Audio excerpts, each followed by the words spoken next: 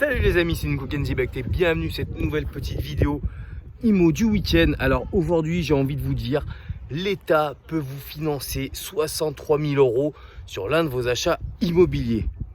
Waouh, truc de dingue.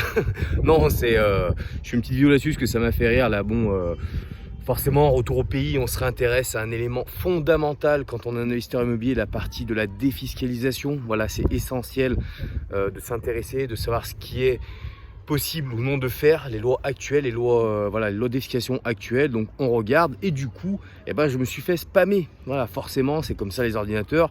Je pense qu'il y a plein de mecs qui connaissent beaucoup mieux que moi le phénomène, mais quand on fait une recherche loi défiscalisation immobilière, après on reçoit plein de pubs et celle-là elle m'a vraiment fait délirer parce que voilà quoi, c'était l'État vous finance 63 000 € sur votre achat immobilier.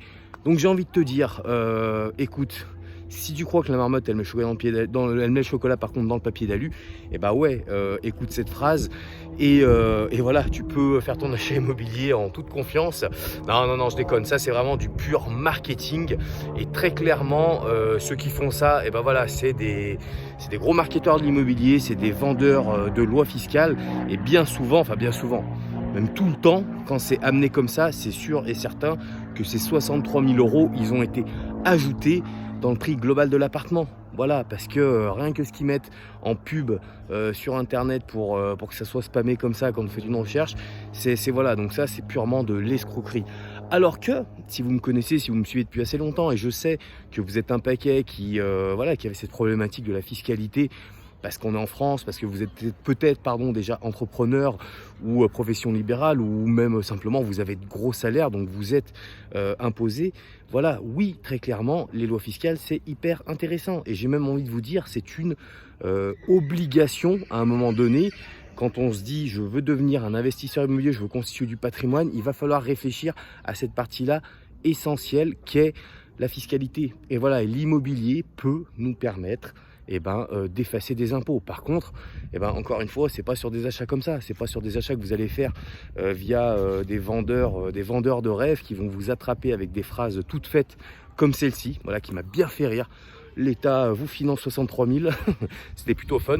Non, comme tout achat immobilier, quand vous faites de la défisc, il faudra bien prendre en compte que dans un premier temps, il faut acheter correctement votre bien. Donc acheter correctement votre bien, c'est être inférieur au prix du marché.